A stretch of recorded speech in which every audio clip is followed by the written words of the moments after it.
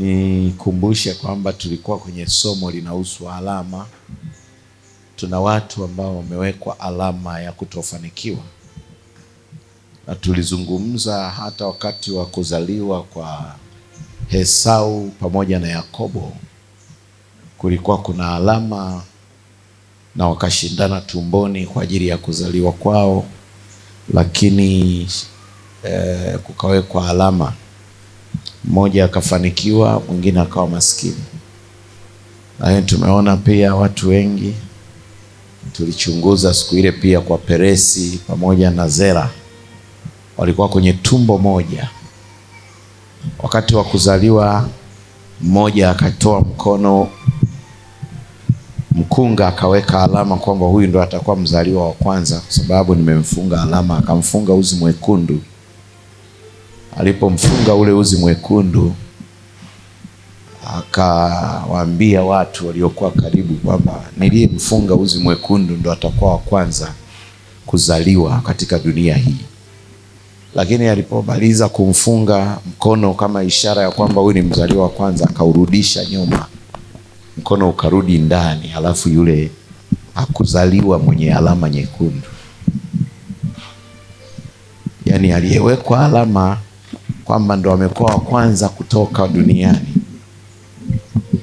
ili dunia na wanasayansi wamhesabie tarehe na siku ya kuishi kwake, ili wakizaliwa wengine nyuma yake waonekane yule ni wa pili, yule ni wa tatu. Kwa hiyo aliyewekwa alama kuwa wa kwanza alitoa tu kiungo kimoja ambacho ni mkono, na tafsiri ya mkono kibibilia ni namna ya uthibitisho wa kitu kilichoshikwa, na yule mwenyewe alishashika siku zake pale, akatoa na ule mkono umefungwa, lakini mkono ukarudi ndani kabla hawajazaliwa. Alafu akazaliwa mwingine ambaye hana ile alama nyekundu. Bwana asifiwe sana. Na aliyezaliwa akiwa hana alama nyekundu ndo huyo aliyekuja sasa kuishi ukoo wake, akazaa watoto, wale watoto na Yesu akazaliwa kwenye ukoo huo huo ambaye hakuwekwa alama. Kwenye familia zetu, kwenye ukoo zetu, kuna watu wamefanikiwa, tumbo hilo hilo moja yuko tajiri na tumbo hilo hilo moja yuko maskini wa kutosha. Tumbo hilo hilo, mimi sijui mmezaliwa wangapi, lakini tumbo hilo hilo wanaweza wakawepo maskini mwanzo mwisho, hakuna wa kumsaidia mwenzie. Tumbo hilo hilo, na hata mwenye dalili za kuonekana na pesa, na yeye roho ikawa ni ya umaskini, kwa sababu pia kuna roho ya umaskini na umaskini. Roho ya umaskini mtu anakuwa nayo automatically kwenye mfumo wake wa nafsi ya ndani. Hata leo ukimpa gorofa bado hawezi kuitwa tajiri, kwa sababu ndani ana roho ya umaskini. Anaweza akakaa na hilo gorofa, lakini anawaza kuliuzauza tu. Anaweza akakaa ukampa leo gari kama la kwangu V8 pale, lakini yeye akaona kama hili gari ni zuri, akaliendesha lakini akawaza kuuzauza tu.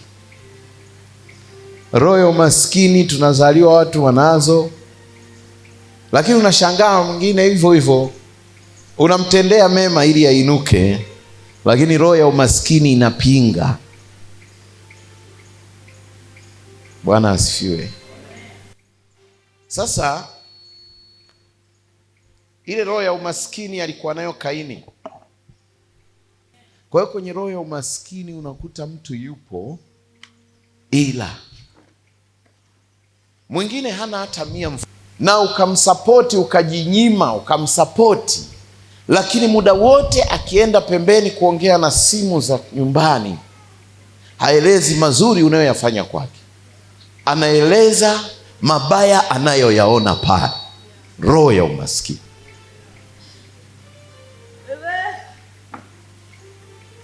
Roho ya umaskini si nzuri. Sasa alikuwa nayo brother mmoja anaitwa Kaini. Wanaenda mbele za Mungu, ni bahati ambayo wewe hujawahi pata wala mimi. Walikuwa wanahudhuria kwenye high table ya Mungu, kitu ambacho hata Musa hakupata. Musa anazungumzwa kwa imani na kusikia sauti.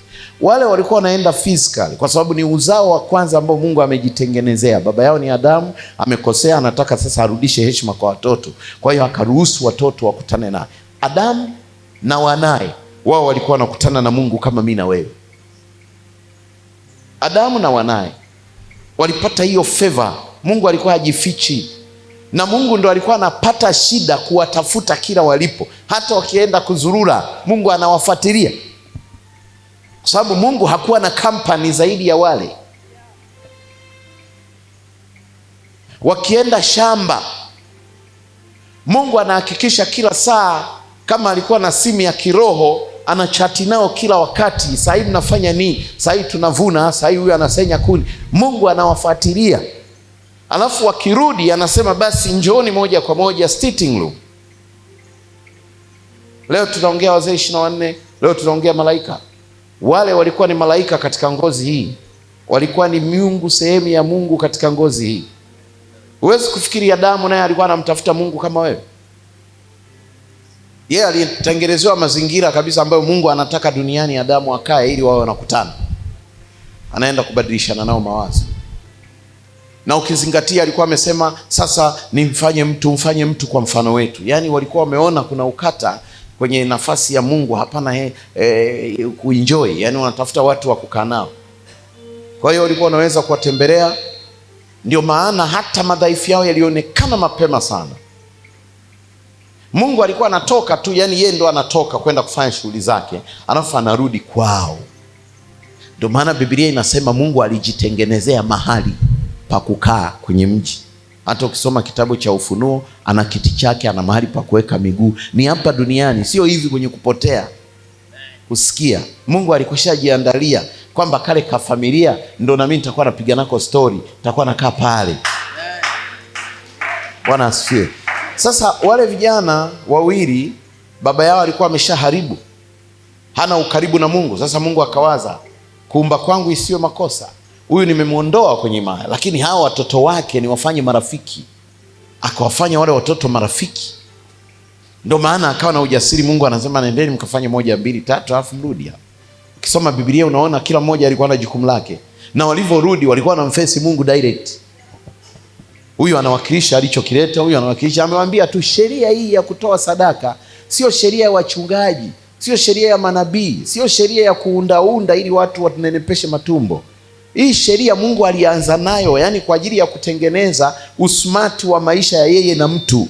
Kiwepo kiunganishi, sio kusalimiana hivi. Kiwepo kiunganishi.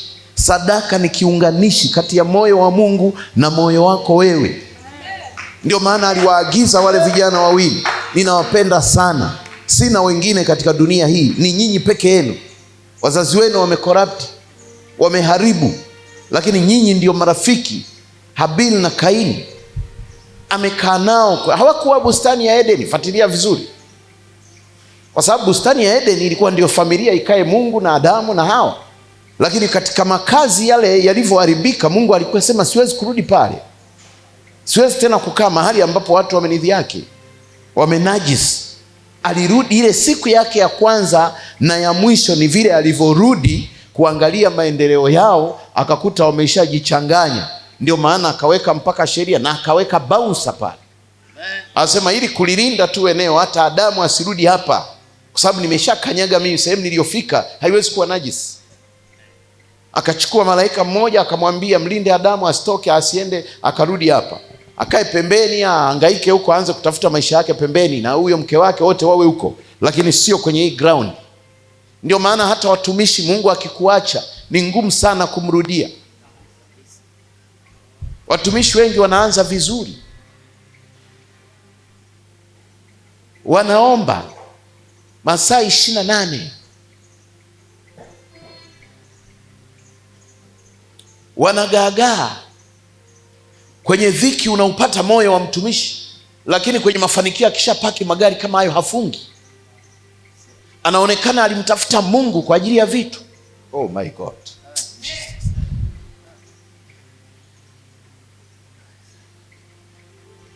Kaburini Ukijua ukubwa wa kaburi, hata tairi ya gari haingii.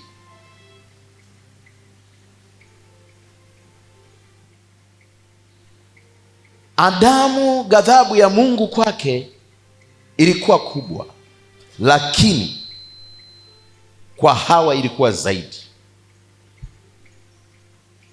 Upendo wa Mungu ulipokosa kukaa kwa mwanadamu, akaweka urafiki na watoto.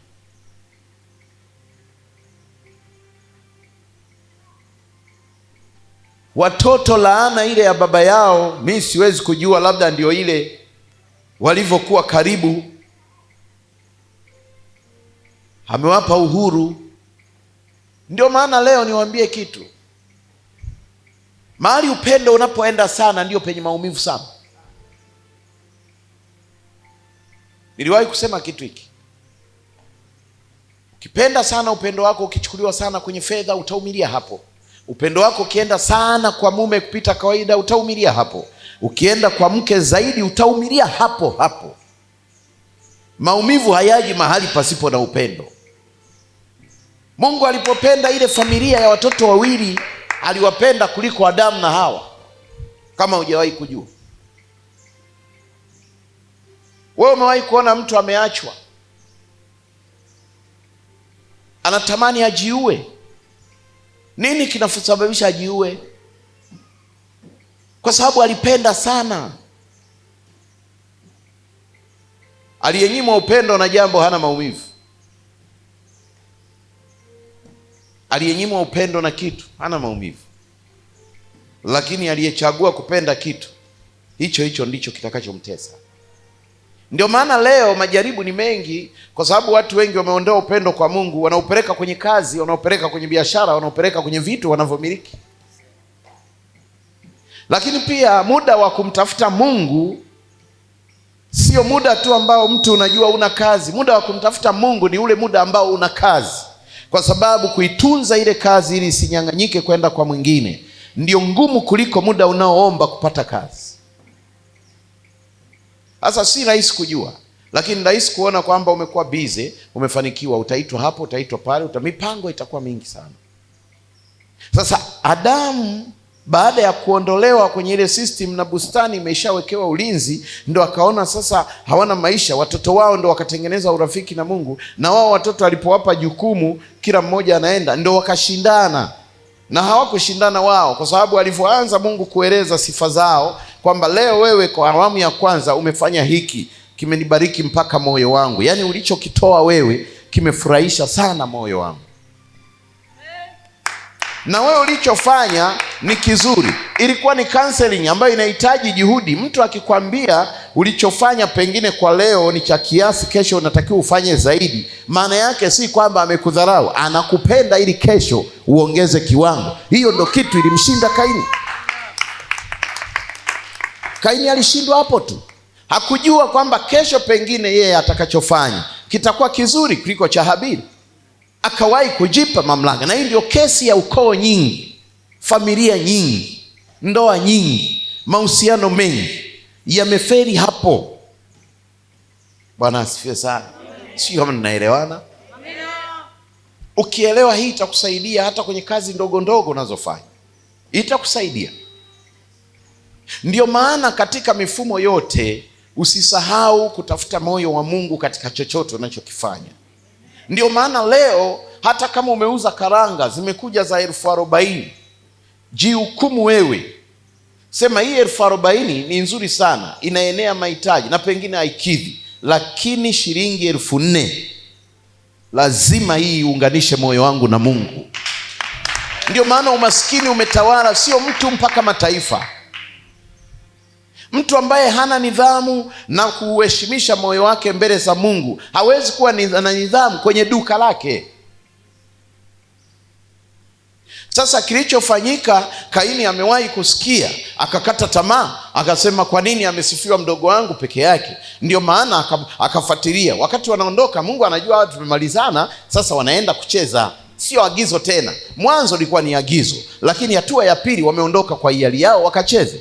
Kijana huyu mdogo mchangamfu kaenda zake, anafurahi kwa ajili ya sifa aliyopewa na Mungu. nimesifiwa, kina raha, kinatembea, kinakata mtaa wa pili, kinaenda hapa. Mwenzie anafuatilia, mwenye roho ile ya umasikini anafuatilia.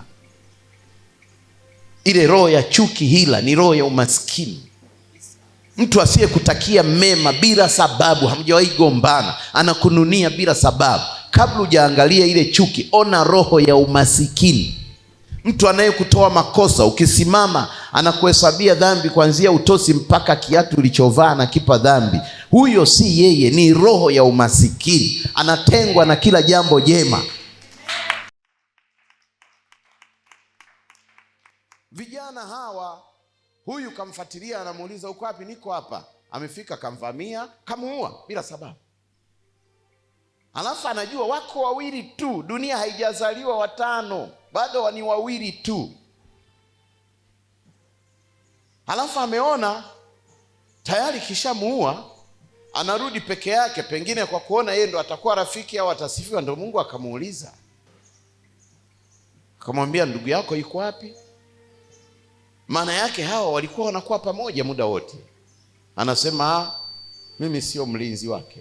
Unaona roho ya ugaidi, roho ya chuki, roho ya hila ilivyokwisha ingia. Somo langu ni alama, usisahau na kutengeneza. Bwana asifiwe. Angalia kilichokuja kutokea. Kilichokuja kutokea, anajibu maneno ya ugaidi ambayo haikupashwa hata amjibu baba yake aliyelaaniwa. Hakupashwa hata baba yake aliyelaaniwa amjibu vibaya. Anarudi kumjibu Mungu aliyempa nafasi ya pekee. Mungu anamwambia damu ya ndugu yako inanililia kutoka kwenye ardhi, manake hayuko hai tena. Yeye ndo anazungumza sasa, vitu havieleweki. Mungu akamwambia sasa, tangu leo hautakuwa na makao. Yaani manake mtu asiye na makao, unaelewa maana yake? Ni maskini wa kutupa. Hautakuwa na makao katika dunia hii. Hata mahali utakapoweka miguu ni pa wengine. Hata sehemu ya kulaza kichwa hautapata. Nimekunyima makao kwenye ulimwengu. Dunia itazaliwa, watu wataongezeka, watu watajaa, lakini we hutakuwa hata na kibanda cha kutunzia nguo. Na sasa sio hilo tu, kwa kosa ulilofanya, hata binadamu wenzako wengine watakaokuja watakuwa wakikuona, wanasikia mahali pako ni mahali pa kuangukia, yaani wakushambulie kama mbwa. Biblia inasema, akasema adhabu hii imenikulia mno. Ndo anaanza kujitambua, ndo anaanza kustuka akilini kwamba nimefanya kitu kumbe ambacho kinaenda na mimi kunipeleka kwenye kifo hicho hicho. Ndo maana anayeua kwa upanga atauawa kwa upanga, hata kama imepita miaka mingapi.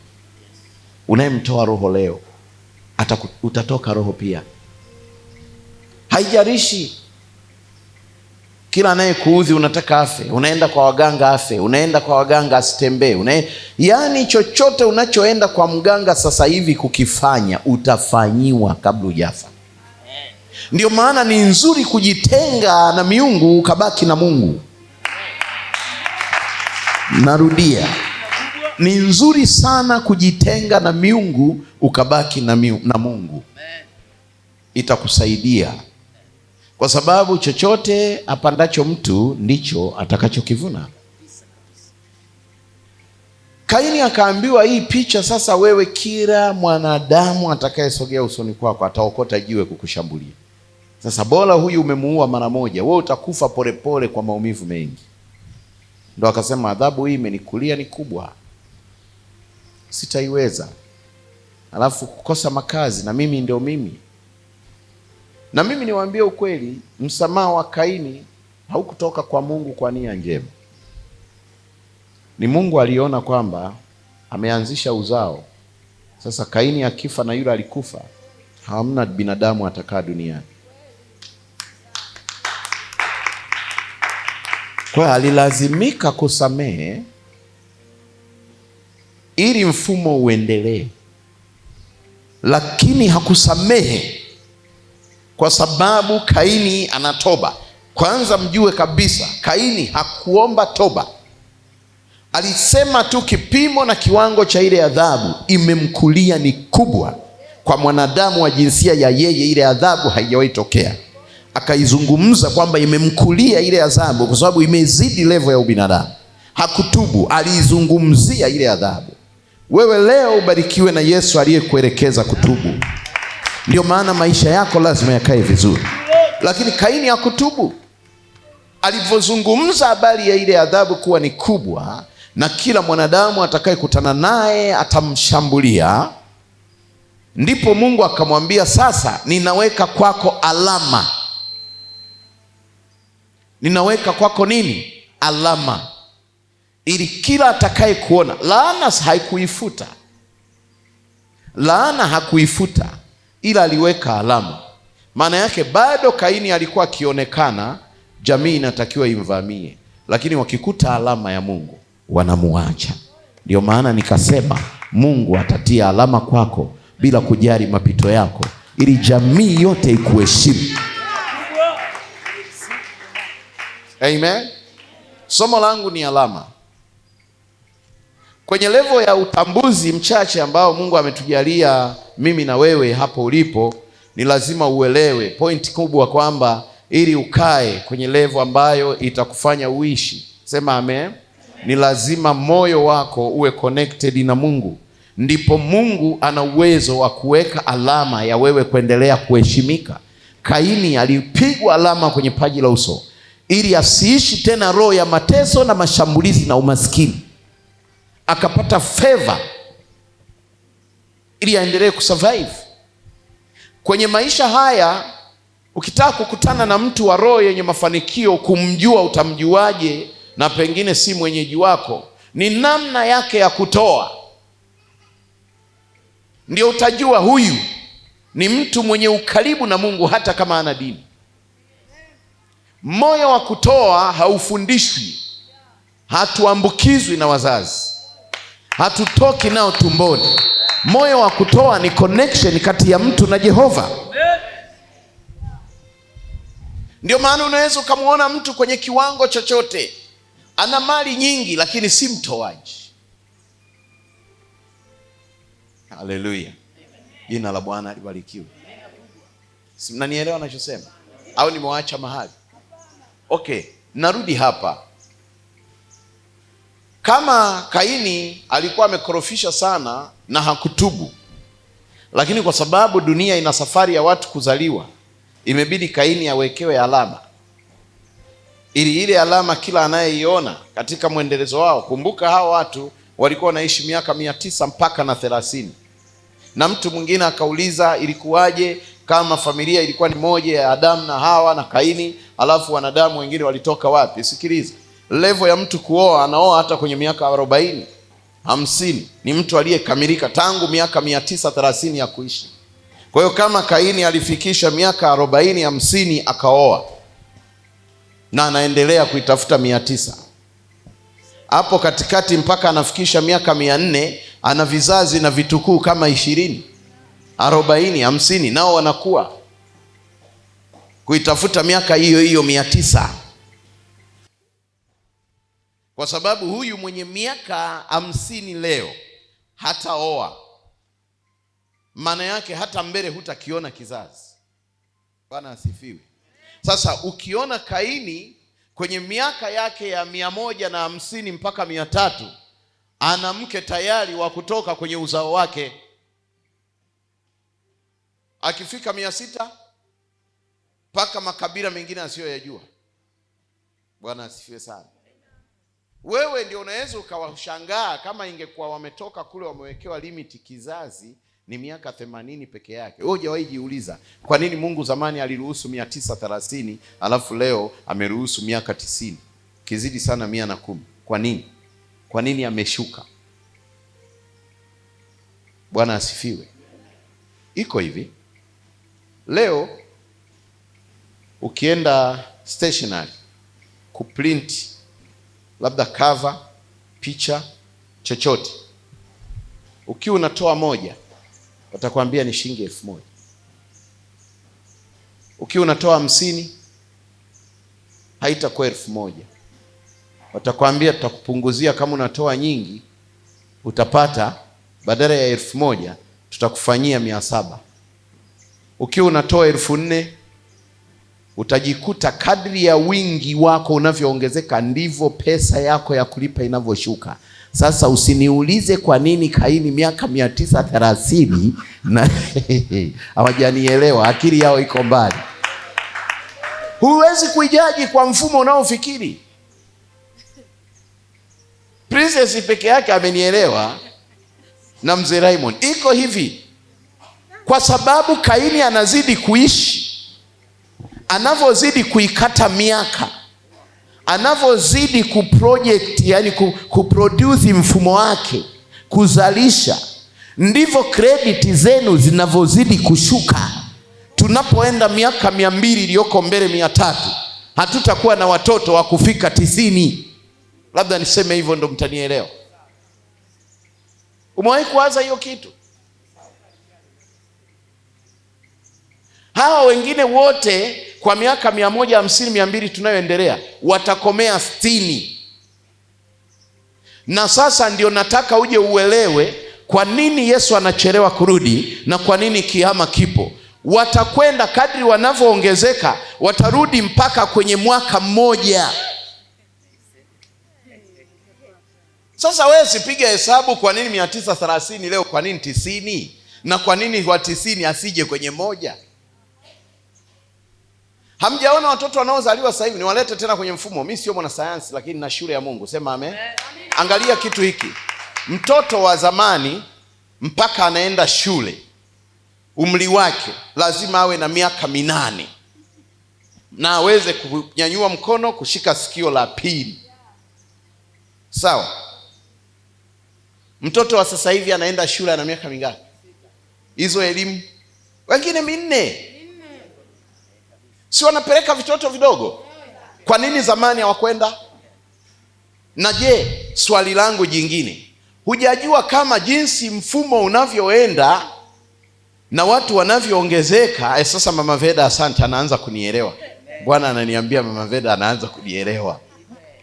Yaani vile wanavyozidi kwenda ndivyo wanavyozidi kuzaliwa sasa hivi wakiwa tayari wamefidia ufahamu wa yule wa miaka 8. Zamani mtoto wa miaka 8 hajui hata shilingi 500, hawezi kushika simu. Leo mtoto wa miaka 3 anatoa password. Gabrieli, unanielewa? Si mnaelewa? Rudi kwenye printer. Rudi kwenye printer. Kaini ana alama tangu miaka yake 60, 70 mpaka miaka 930 hafi, lakini ana alama. Mungu hakumrehemu Kaini kwa sababu katubu, ila alimrehemu kutetea uzao huu unaoendelea na kizazi chake kiishi. Haleluya. Bwana asifiwe sana. Sasa somo letu ni nini? Ni alama. Wewe muulize jirani yako, una alama gani? Kwa sababu mwingine amesimama kwenye makwazo tu, ndio alama yake. Mnakumbuka ka historia ka Yuda kumsaliti Yesu? Mnazungumza, mnakumbuka pale kuna namna ya busu, kuna kipengele cha busu. Busu ni alama. Busu ni alama, na busu ni alama ya upendo, sio alama ya uovu. Mtu asiyekupenda hawezi kukupiga busu. Mtu mwenye hila na wewe hawezi kukupiga busu. Kukusogelea tu kwake ni kero. Kujiongea tu kwako hata akuguse shavu ni kero, kwanza hafiki. Lakini vipi wewe kitoto chako kimetoka shule, umekimisi, labda na wewe ulikuwa safari, una siku 4, 5, uliacha tu familia, alafu kimetoka na wewe ndio umeshaingia kwenye familia. Kinavyokuja mamalize labda Kifransi, kina miaka 2 na wewe ulikuwa umeondoka, kinakuja kinakimbia, kimemuona mama yake. Sijui unanielewa? Unakibeba, unakinyanyua juu. Yaani haitoshi umeshakipepea, kikumbatia, mpaka unakisogelea, unakibusu, kwa sababu unathibitisha moyo wako. Ni alama, ni alama. Mtu mliyegombana mmepatanishwa sasa hivi, alafu mnapeaneni mikono, mnapeana mikono, hebu jaribu kumbusu.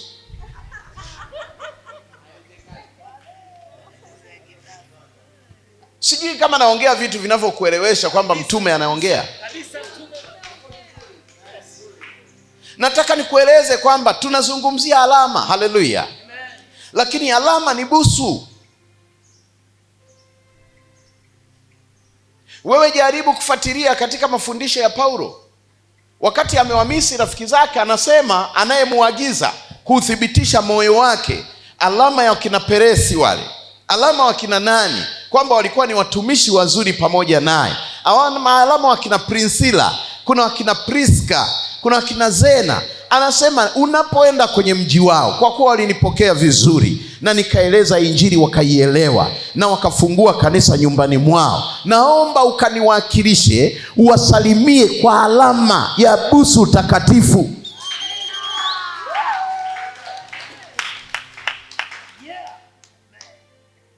Labda nikupeleke chumbani, nikuhamishe hapa kwenye viti, nikupeleke sasa chumbani, na ndo nataka nije nizungumze na wewe kwenye mkesha.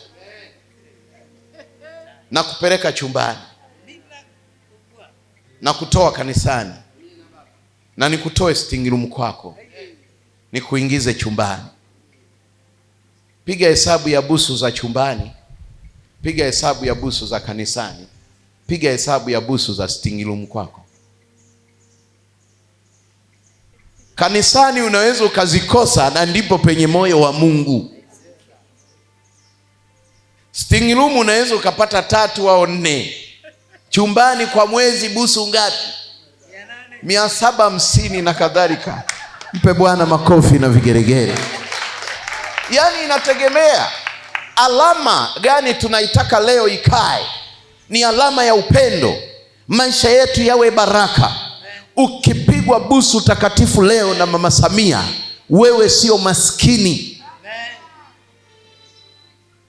Moyo wake ukikuelekea wewe, hata kama ni mlemavu unatambaa chini, watu watakuona kama unatembea angani. Bwana asifiwe sana. Mungu awabariki. Nimekuwa najaribu kufanya research kwamba alama gani watu Mungu anaitaka kwao. Yuda alijaribu kuigiza, aonyeshe kama kuna moyo wa upendo, alafu ambusu mtu, kumbe iwe alama ya watu wengine kujua. Lakini Yesu alishatoa tahadhari. Yesu alishatoa tahadhari. Kaenda Getsemani, anaona hatari, karudi hivi, kakaa nao, anaona hatari, kaunawisha miguu, anaona hatari, kafuta miguu yao, anaona hatari. Lakini kwenye chakula akazungumza mfumo utakaotokea. Na wakastuka pale, hapana Bwana, haiwezekani. Petro akasema, Bwana, sio rahisi. Au labda ni mimi. Akasema, hapana, wewe kazi yako ni ndogo, wewe utanikana tu, lakini yuko mtu mwingine hapa. Alafu akawaambia lazima muwe imara, kwa sababu kuna 1, 2, 3. Mathayo sura 26. Sijui kama pana ulazima wa kusoma, tunaweza hata tukasoma au tukapaacha, lakini niangalizie kitabu cha Wakorinto sura ile ya 13 na mstari wa 12. Tuanzie mstari wa 13 wa Wakorinto wa pili sura ya 13, tuangalie mstari wa 12 hata tukianzia wa 11 kupata maana. Amen. Alama. Amen. Takukumbusha kitu. Korinto wa pili.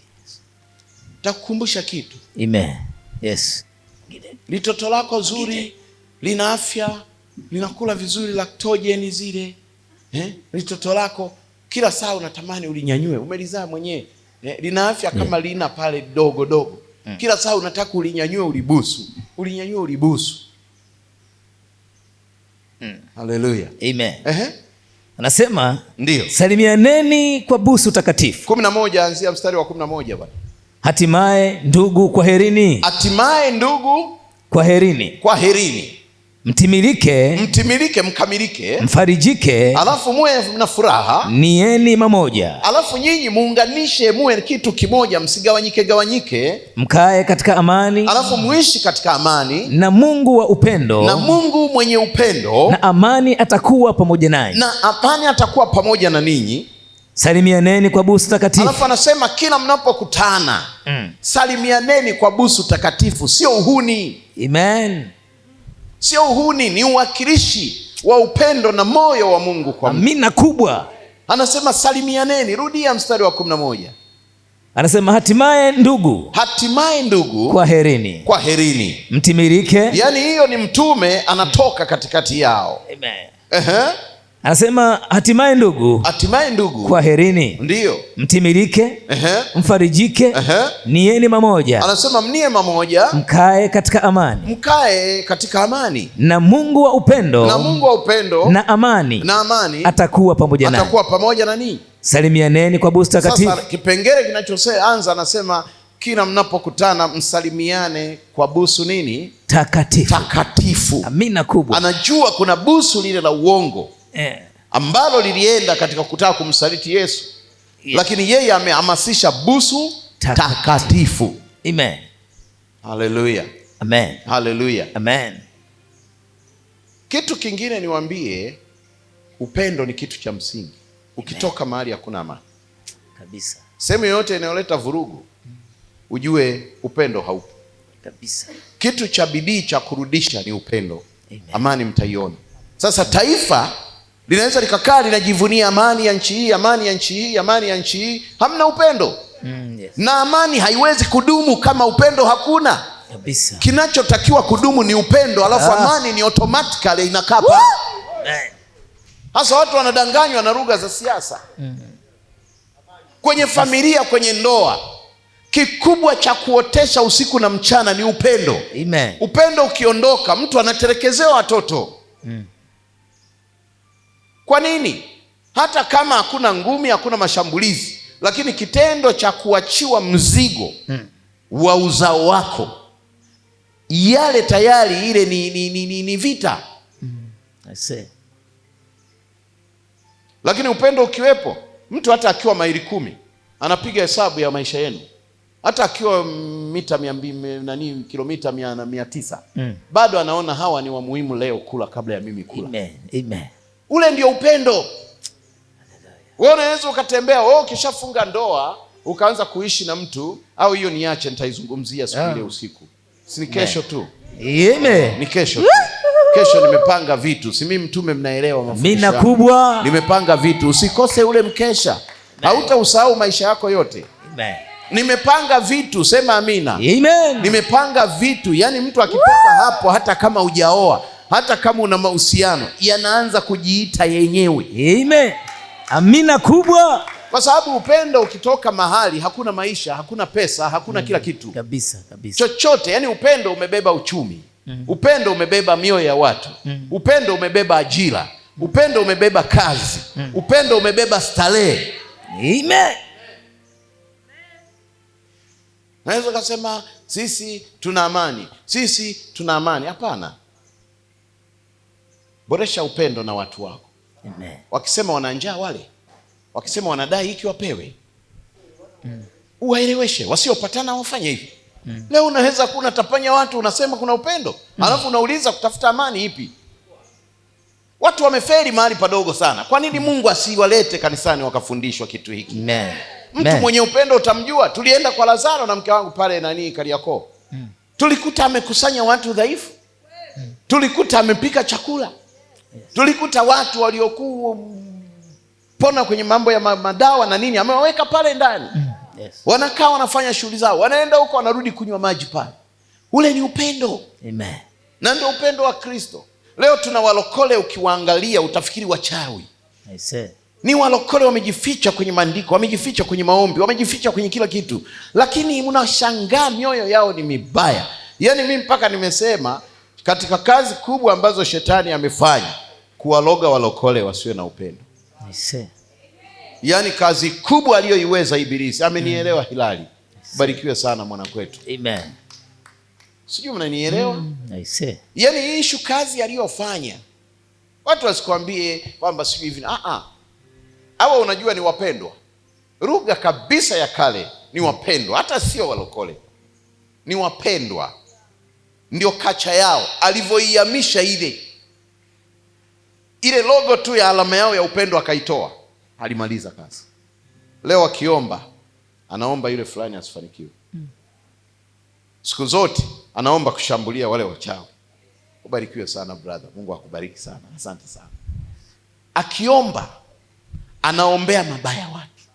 Ukimkuta amefunga kwamba hali, ujue either yeye binafsi amemfika hapa, anaona kabisa anatoka kwenye kusudi, anaenda kuaibika, ndo anafunga na kuomba. Ukikuta nje ya hilo, ubarikiwe mama yangu, asante sana, anamfungia mtu amkomeshe. Kuna uchawi mkubwa zaidi ya makanisa ya kilokole. Mimi nakwambia waganga sasa hivi ukiwatafuta na wachawi kwenye mtaa unaweza ukapata 6. Lakini walokole ukiwatafuta kwenye mtaa unapata 50. Mchawi ni nani? Sasa mwelekezo wetu sisi wameenda kwingine, lakini tulipewa njia nyingine. Njia ambayo Yesu amesema, pendaneni ninyi kwa ninyi. Haleluya. Amen. Na akasema tena kingine Yesu hakukisahau, akasema umpende jirani yako. Sijui kama nini mnajua wenyewe kutafsiri maandiko. Haleluya. Ndio agizo kubwa Yesu ameacha. Lakini utakuta mlokole anakaa mtaa ule pale, ameishaga kela hawa wa nyumba ile na ile na ile. Tena ni kivurugi. Kama wamepanga hizi nyumba za chumba kimoja kimoja, anajifanya ye muombaji kuwazidi wengine wote pale. Alafu ukifika muda anajivuniaga kutoka na kabibilia anaenda, wakati wale wanajiuliza wapangaji, yani huyu anaendaga kusali nini?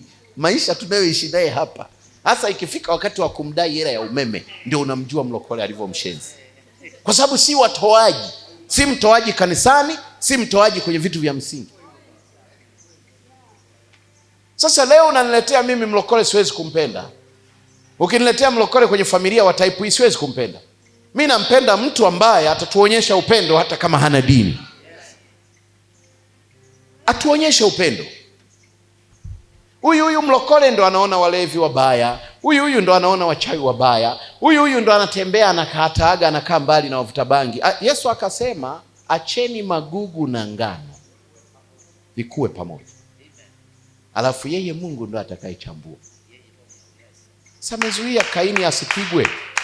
Na Kaini kamwaga damu ya ndugu yake na hata ishi tena. Kaini anaishi. Habili hayupo.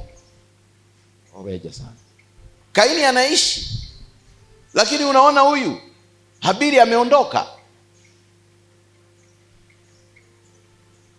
Kumuua mpaka mwendelezo wa maisha.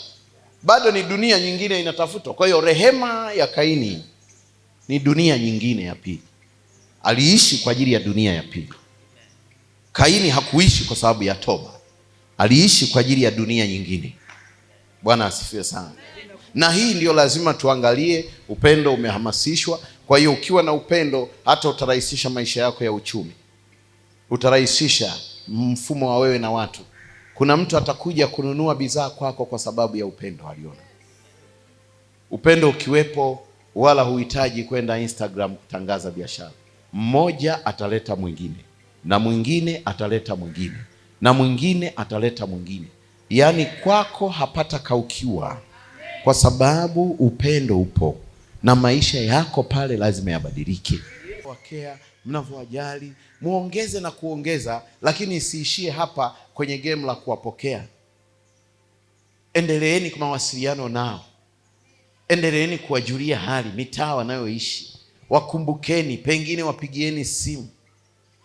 Wakumbushe ibada zetu. Waeleze. Mnaona barabarani. Hii sio dini, sio kanisa la kubadilisha dini ya mtu. Hili ni kanisa la kubadilisha imani ya mtu. Yaani imani yako kama ilikuwa inaogopa wachawi, tuibadilishe isiwaogope tena, imuogope Mungu, alafu Mungu akawashambulie wachawi. Lakini unakuta walokole wamekaa muda mrefu, wanaitwa wapendwa, lakini wenyewe ndio wanawahakikishia watu watachomwa moto. Mpendwa, unanitangazia hatari mimi? Wewe ni mpendwa, unatakiwa mimi unieleze mambo mazuri, si ndio? Lakini wewe ndio kile ukisimama unasema nyinyi mabangi yenu haya mtachomwa moto, mapombe yenu. Sisi wenyewe ndio wapendwa, na hatujawahi karibia kwenye kazi ya Mungu tukaona kwenye nafasi yake kiti cha enzi. Hamna aliyeenda akarudi akatuambia Mungu kula amechukia, ni gaidi, ameandaa moto kwa kuchoma kila mtu. Hatujasikia kutoka kwa mtu yote. Lakini wewe unayeingia maombi na kufunga na kuomba ndio unayetuletea taarifa kede kede na za kututisha. Hata mimi ndoto za kunitisha msiniletee, kwa sababu mimi nimeotewa ndoto mpaka za kifo na sijawahi kukiona kifo. Msiniletee ndoto za ajabu. Wewe ukiniotea mimi nimemiliki pesa, njoo niambie haraka sana, niongeze bidii kwenye utafutaji. Ukiniotea ndoto nimejenga gorofa, njoo haraka sana, usilale na ndoto yangu, iwakilishe. Ukiniotea ndoto nimebeba fuko la madini, niletee haraka. Lakini ukiota nilikuwa nimezimia, sijui nimegongwa gari, ingia kwenye maombi, wala usiniambie shughulikia nisife. Ndio kazi ya mpendwa, hiyo ndio kazi ya mpendwa. Sasa wapendwa wanaziacha kazi zao, wanaenda kwenye kazi zingine ambazo hawajaitiwa. Wapendwa leo unakuta wao wameisha kama serikali. Wapendwa wako wanashambulia hivi, wanashambulia vile, wanashambuliana wenyewe kwa wenyewe, wananyang'anyana washirika wenyewe kwa wenyewe, wanaitana Freemason wenyewe kwa wenyewe, wanaitana devil worship wenyewe kwa wenyewe. Wapendwa, Mungu akikuthamini anaweka moyo wa upendo, ni alama. Kuwahurumia watu ni moyo wa upendo, ni alama. Na ukiona hivyo tu ujue kuna eneo anakupeleka. Kuna mtu mwingine anazaliwa na roho mbaya automatically. Ile roho mbaya inamtenga na watu, inamtia umaskini, inamfanya kuwa ni mtu wa tofauti. Roho mbaya inamfanya kwanza yeye mwenyewe akae muda wote hana raha, kwa sababu roho mbaya haikuachi salama. Hata kukaa kwako ni mzigo, itakuletea maradhi, kwa sababu muda mwingi ambao wewe hupati furaha kufurahi na wengine ni muda ambao unasababisha ule moyo wako uanze kusheki. Roho mbaya.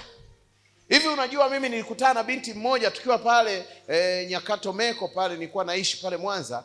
Binti mmoja alikuwa hana amani na alikuwa anaimba kwenye makanisa ya Kipentekoste. Akaja kunieleza tabia zote mbaya alizosema wanamsema alikuwa nazo, na mimi niliamini. Alipokuja kwetu mimi nikamwambia iwe wale wako sawa, iwe hawako sawa, lakini mimi nataka kaa hapa. Anza kujishughulisha kusupport mambo hayo ya uimbaji na nini na watu. Alafu yale mambo ambayo watu wamekusema yachukie, usiwachukie wao, yachukie yale mambo, yataondoka moyoni mwako automatically. Ghafla binti alikuwa ananiambia wananiita mzee. Nikamwambia wanakuita mzee kwa sababu moja, wameona sura yako mashavu haya yananing'inia, kwa sababu muda wote unakaa umenuna. Wameona mashavu haya yanajikata yananing'inia hivi kwa sababu muda wote umenuna. Yaani we huna furaha usoni. Hebu jitafutie furaha, cheza na wale pale kwaya, ruka nao, alafu muda wote onyesha furaha. Wale waliokuchukia kule watakutafuta. Akafanya hiyo homework tukiwa kanisani. Alikuwa ni binti nimemsahau jina, lakini kulikuwa na wenzake wakina Sala nani walikuwepo pale. Basi akakaa na nini. Kweli akaanza kubadilika. Sasa kwa sababu kule ni kama zoezi, alizaliwa hapendi kufurahi. Sasa inabidi muda akija kuniona mimi, inabidi afanye zoezi la kujitabasamisha. Anajitabasamisha namna hii, anajitabasamisha. Na mimi nikawa muda mwingi nakaa naye karibu ili aendelee kujitabasamisha vile. Na akaanza kubadilika. Na siku moja akaniambia, eti wananiomba nirudi kwenye kwaya ya lile kanisa. Nikamwambia mpaka tumalize zoezi lako. Bwana asifiwe. Yaani kukaa umenuna ni uchawi wako mwenyewe. Ndio maana hata kanisani kubali kufurahi, kubali kuruka, unachukua upako kuliko walio nuna. Wewe unajikuta yule aliyenuna ambaye apigi makofi asemi amina, baraka zake huwa zikija hivi, malaika wanapenda kelele, wanapenda uchangamfu, wanapenda customer care. Malaika anakuja na baraka zako, anakuta umenuna, anahama, anaenda ile wa kitu cha tatu, anamuona amechangamka bila sababu, anamkabidhi huyo. Kesho kutwa unashangaa walikukuta kanisani, lakini wanakuja mbele kushuhudia, Bwana amenitendea, Bwana amenitendea. Leo nilikuwa sina hela ya pango, ghafla nimepata pango, na nashangaa kuna mtu ametokea. Kumbe ile furaha unayokuwa nayo kanisani, yani unapoingia kanisani unaingia kwenye baraka za furaha. Sema haleluya. Usikubali kusinzia kanisani. Wewe ukiingia jinafasi, sema haleluya. Kuna wanaoingia kwa shetani wanafurahi. Wewe ukiingia kwa Yesu, furahi zaidi ya wao. Ukicheza, cheza zaidi ya wao. Ukisikia mahali umekaa muda mrefu, usikubali magoti yako yang'ang'aniane kwenye kiti. Nyanyuka, kimbia mbele, shangilia, beba tawi, rudi kwenye kiti chako. Malaika aliyekuwa anapeleka mzigo kwa yule anakutana na wewe unachangamka, anaamua airishe kuupeleka kwa yule, anaukabidhi kwako. Maisha yanaendelea.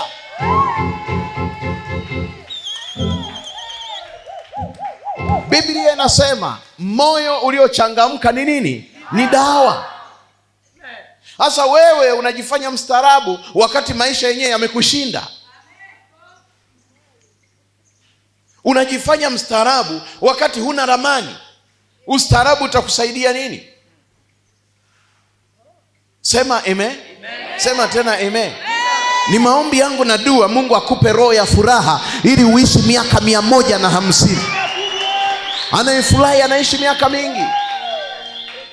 Sitaki kuwatukuza watu, lakini ngoja nikuonyeshe kitu. Kwenye hii siri hadi shetani mwenyewe ameamua kuiishi. Umewahi kuona wanamuziki wanaofanya nyimbo zao wakiwa wana furaha? Wameishi miaka mingi sana. Kuna mtu mmoja namfahamu mimi, anaitwa Koffi Olomide. Nimeanza kumsikia niko darasa la 7. Lakini leo ukimuona anaishi vile vile. Kwa nini? Nyimbo anazojiimbia ye mwenyewe anafurahi kila siku kabla wateja hawajafurahi. Jipe roho ya furaha, utadumu miaka mingi. Kanuni halisi ya wanamuziki au waimbaji wa nyimbo zozote, asili yao ilitakiwa wanaishi miaka mingi, kwa sababu hawana stresi. Ukimuudhi saa hii, baadaye anakutana na gitaa. Unamuudhi sasa hivi, baadaye anakutana na nini? Anakutana na drums. Ukimuudhi saa hii, baadaye anakutana na sebene. Anavoruka mpaka kiuno kinapona. Wewe hujawahi jiuliza kwa nini unakuwa mbaya kwenye kioo? Hujawahi jiuliza? Kwenye kioo unakuwa mbaya kwa makusudi. Kwenye kioo unakuwa mbaya kwa makusudi. Kwa sababu wewe picha zenyewe za kupigwa unapigwa kwa bahati mbaya kwenye foleni.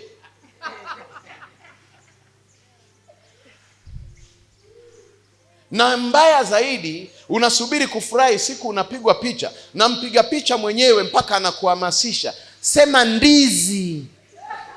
Yaani anakulazimisha furaha, angalau sura ikunjuke kidogo na mdomo uonekane umekaa vizuri, kwa sababu haujazoea. Hasa lazima ufe mapema. Kwa nini unazuia furaha? Biblia ishasema moyo uliochangamka ni nini? Ni dawa. Hebu changamka, sema haleluya. Changamka, watu wakuone mwenda wazimu, kumbe unawazidi siku za kuishi.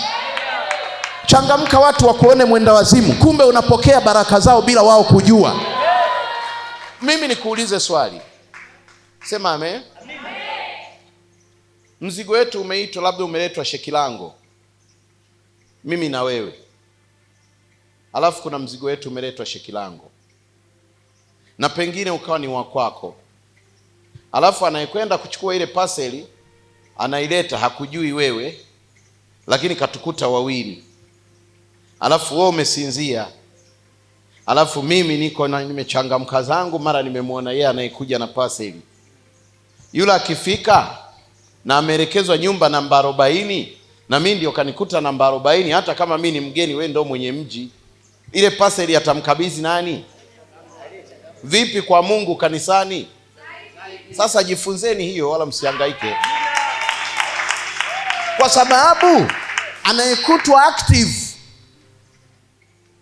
akiwa mobile, huyo ndio anayeweza kuzungumza na kusafirisha maisha mengine. Wewe unakuta umesinzia. Biblia inasemaje kwenye Methali? Apendaye usingizi atakufa maskini. Wewe unakuja kufa maskini kanisani, badala ungekufa maskini kwenye kitanda chako cha futi 2 kwa 4. Bado unalalia 3 kwa 2, alafu bado unakuja kulazimisha usinzie, na hapa na kule umesinzia usiku kucha. Vipi malaika aliyetumwa kama ni mshua kama mimi, na yeye anakeragwa na wazubaifu, alafu amekuja ana package? Unajua Mungu package zake ni za kiroho. Haji amebeba kama begi langu la mzee Raymond, anakuja yeye na package ya kiroho. Ameshakusudia kwamba kuna mtu leo aangukiwe na baraka, tufute umaskini. Kuna labda 2 milioni 50 twa kiroho, lakini tutakuwa tunamgawia. Atakuwa kwa macho anakutana nazo 200,000, 200,000, ila ile package iliyokuja ni ya milioni 50. Lakini namna ya kimwili, kwa sababu ya akili zake huyu, tukimpa 50 yote atachanganyikiwa, ataanza kufanya matabia, atatukana watu, atatembea amepinda na bega, atatanua mikono. Sasa Mungu anatujua, kwa hiyo anaileta milioni 50, alafu anaigandisha mahali, alafu anaanza kuwa anatoa ukutane na 200,000 zinazolingana na akili yako. Kwa hiyo kila ukitembea unashangaa muujiza wa 200,000. Ukitembea ni kwa sababu alikukuta kanisani unafurahi, kumbe ile milioni 50 ilikuwa ya yule jirani yako ambaye yeye apigagi hadi makofi. Nenda ukafanikiwe katika jina la Yesu. Nasema nenda uinuke katika jina la Yesu. Maisha yako yabadilike katika jina la Yesu. Pokea neema ya furaha na alama ya busu la Roho Mtakatifu. Sema haleluya. Hey! Kwa hiyo naomba ukae tu. Ubarikiwe sana mama yangu. Mungu akutendee mema. Mungu akutendee mema. Sikiliza nikwambie mpendwa. Si unaona unavyopambana kutafuta maisha, kuna wakati unajisumbua. Mimi nakueleza haya maisha, kila maisha unayoyafikiria yapo. Ila mbinu tu kwamba yafikeje kwako, ndio hiyo mbinu imekosa. Na hizo mbinu ndo tunazifuata katika roho. Yeah. Kila unachokitamani kipo. Liko andiko. Anasema nitawapa yale yote mnayoyatamania, lakini kwanza kuna jukumu analitoa. Bwana asifiwe sana. Kwa hiyo kwenye nafasi yako, tengeneza moyo wa furaha. Tengeneza moyo wa baraka. Yaani moyo wako ukiwa kwenye hali ya furaha. Sikiliza nikwambie. Mimi nimeona wastaarabu wengi wanaofanya kwamba ni wastaarabu sana, mambo yao mengi huwa yamepoa. Umenielewa? Kuna mtu unaweza ukamwona ni mcharuko, sasa yuko hapa, nafanya hiki.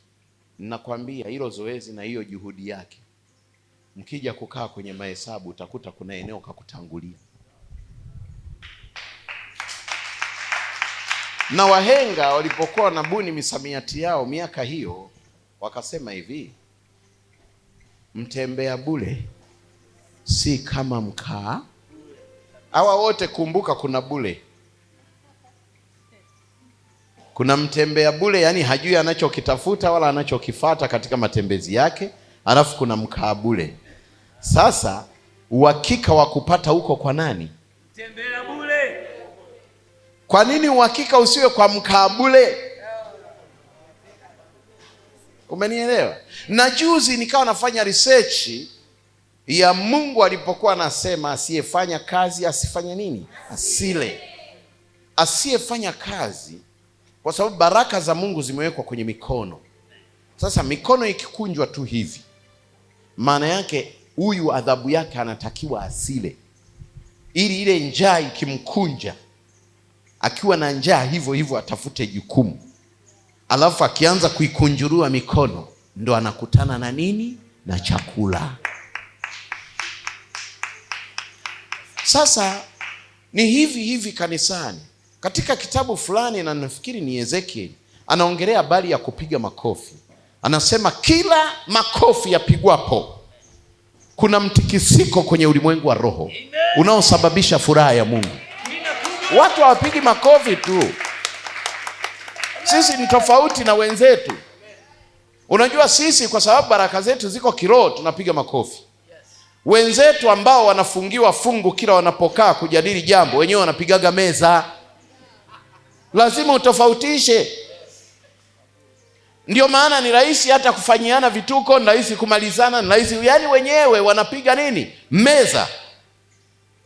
Lakini sisi Bwana ametuamuru kupiga nini? Makofi.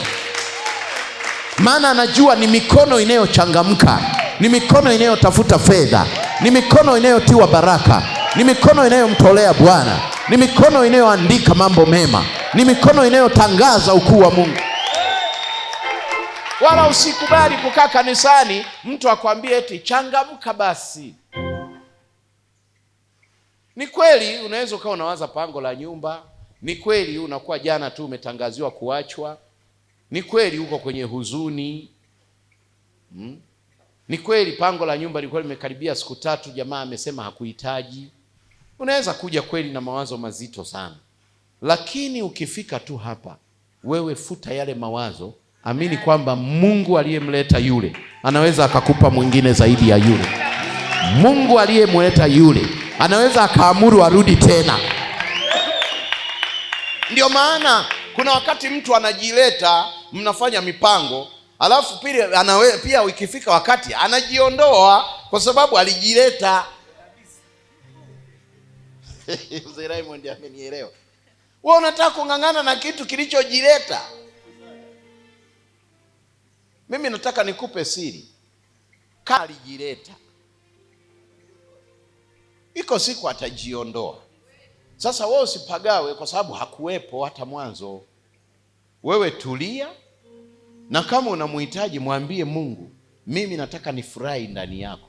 Yule si alijileta, si ameenda, mrudishe wewe kama alikuwa wa kwangu. Anarudi faster. Mungu anawakamataga kule, hata kwa mijeredi anampiga kiaina, anamgeuza. Ndio maana maombi yanafanya kazi. Wewe unavunjika moyo, eti unakuja kanisani uchangamki, eti kwa sababu umeachwa, eti una hasira. Bwana asifiwe. Hebu tuende kwa Warumi sura ya 16 na mstari wa 16. Amen. Warumi 16. Amen. Mstari wa 16 tuende nao mpaka 18, kama mistari miwili. Twende kazi. Salimianeni kwa busu takatifu. Salimianeni kwa busu takatifu. Makanisa yote ya Kristo. Makanisa yote ya Kristo ya wasalimu. Na yenyewe ya wasalimu nini? Haleluya. Amen. Si mnaelewa nachosema? Alama ni upendo. Upendo ukikaa kwako. Wapendwa, leo tukisalimiana kwa furaha tukaacha kukunjiana, utashangaa hata unaporudi nyumbani unapigiwa na mpangaji wako aliyekuwa mgumu kulipa pango. Anasema jamani, nimeshaandaa hela yako leo, tena nimeongeza kidogo mama na ya soda na nini na nini. Kumbe salamu zenu za kule kanisani zimeenda kuuroga mtaa na kunjurua baraka zenu. Mtu kakuudhi na pengine kakuvunjia heshima, na pengine anakutangaza vibaya. Ni kweli inauma, na ni kweli na wewe unaweza ukajikuta umefika mahali pagumu. Ni kweli kabisa. Lakini nataka nikwambie, wewe onyesha furaha yako. Amen. Furaha ni tiba. Amen. Kuna siku atajiuliza, huyu mtu ambaye nimemuudhi kiasi hiki lakini bado ananionyesha furaha yake. Huyu mtu ambaye amenikera kiasi hiki lakini nimemkera kiasi hiki lakini bado ananionyesha sura yake nzuri. Nataka nikwambie, huyu mtu atavuna baraka. Mungu atamwepusha na kila kitu kwa sababu ameishika furaha ya Bwana. Sema haleluya. Haleluya. Amen. Mungu ana kanuni zake anapotaka kumtetea mwanadamu. Amen. Amen. Amen. Ana kanuni zake. Yaani mimi kuna kitu nafikiri kinaniwasha kukifundisha kesho kwenye mkesha. Kinaniwasha mpaka napata taabu. Amen. Haleluya. Amen. Usikubali kukaa mahali bila raha. Amina kabisa. Najua shetani ataweka alama ya ugonjwa ili we ukose raha. Lakini nataka nikwambie, ukiingia ndani ya Mungu, furahi ili Mungu aufute ugonjwa. Tumeona Mungu anawatunza watu wenye HIV na baadaye anafuta virusi kabisa kwa sababu ya makofi wanayoyapiga kanisani, miziki wanayoicheza kanisani. wanamsifu Mungu mpaka wanakuwa watu tofauti. Daudi, historia ya Daudi watu wengi sijui kama wanaielewa. Daudi alikuwa na vituko, lakini historia yake ni nzuri sana. Daudi alifanya dhambi kuliko wafalme wote, kuliko wafalme wote. Lakini kilichokuwa kinamfanya Mungu amfurahie Daudi ni kukata ngoma. Yaani Daudi anatibua hapa, amezini hapa, kwanza anatubu, anagaagaa, anasema mimi sio kitu, sio nini nani. Akishainuka hapo kwenye kutubu, anakata ngoma kama hajakosea. Mungu anafurahi, mpaka Mungu akamuita Daudi rafiki yake. Imagine, alikuwa anakaa, nilikuwa namueleza juzi rafiki yangu Festo, namwambia unajua issue ya Daudi watu hawaelewi. Daudi alikuwa na jirani yake pale, kwa sababu yeye alikuwa amejenga gorofa yake juu kama mfalme, alafu akawa na jirani yake pale anaitwa nani? Urio, si ndio eh? Na yule Urio alioa dada mmoja kama Muethiopia mkali sana, ana ipsi na nini. Sasa unajua maisha ya Urio yalikuwa ni ya kiraia alafu mke wake yani bafu alilokuwa anaishi ni kama yale mabafu ya Manzese kwa Binyau, passport size. Mnaingia na vikopo, mnakutana pale, umekanyaga tofali moja limekosa kosa, umeingia ndani, passport nini size. Alafu Daudi kajengea hapo, sema amina.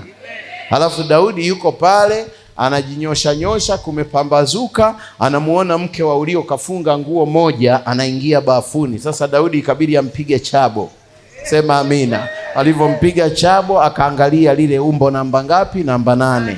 Alafu Daudi akapagawa, akaendelea kuangalia mama anafanya usafi, naye kakomaa, anajimwagia, anafanyaje na kila kitu. Basi Daudi amekaza nini? Jicho. Daudi amekaza jicho, amepagawa. Mfalme wa watu yuko pale analiangalia lile limaza limetulia lile dada, alafu Urio mwenyewe aeleweki. Daudi akasema hii ni dharau. Anaweza kuwa na mke mzuri hivi anaoga kwenye bafu passport size na sisi tuko hapa. Sijui mnanielewa nachosema.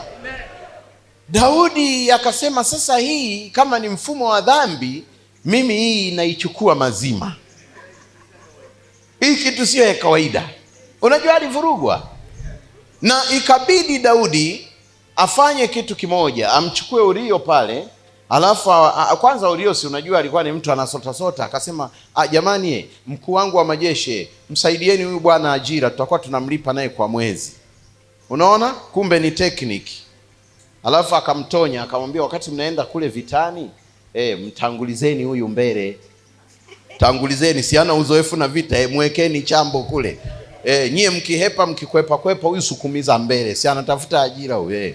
Peleka mbele kule, ili wamuue kule, alafu jamaa jitwalie mke huyu, awe kama anamsapoti. Huyo ndio Daudi mnayemsoma kwenye Biblia aliyekuwa rafiki na Mungu. Na nyie walokole ndio mmekomaa tu kuonanga kila mtu afai, ana dhambi, kuna mtu ana dhambi kama za Daudi. Sasa jamaa, hiyo vita tu ya kwanza, yani ilikuwa ndio kweli mwisho wa maisha yake. Kaenda kule, vita vimeamshwa. Yule kamanda wa jeshi akamwambia, wewe si ndio umeingia mpya kwenye ajira, kimbia ukapambane na yule jamaa. Akakutana na mishale, akamalizika pale. Mama anapata taarifa, anataka kusikitika, li Daudi limeshuka. Mleteni mjane tumsaidie. Alikampoza.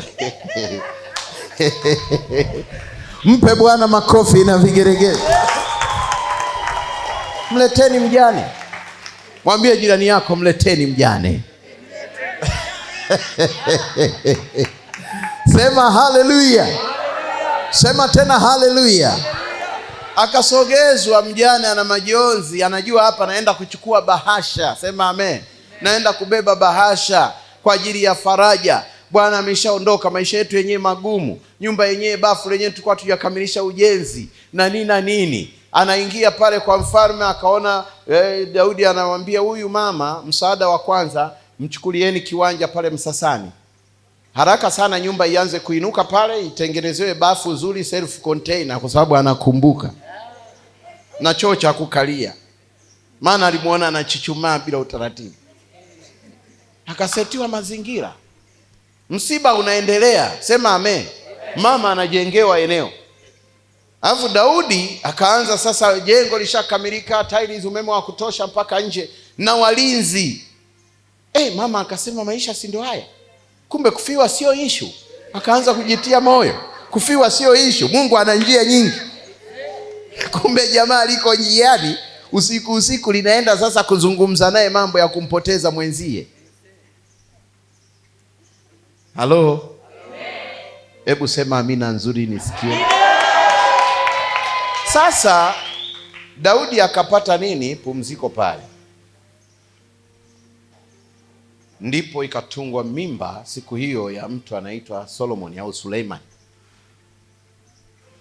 Wakati Suleiman na mama yule ametungishwa mimba, Suleiman anakuwa kanakuwa ka kijana. Watoto wa Daudi wengi wapo pale kwenye familia wa nyumba kubwa, wapo kibao, wanatambulishwa. Kuna mdogo wenu mtaa pili, kuja kucheki hivi, kumbe ni wa yule mama jirani.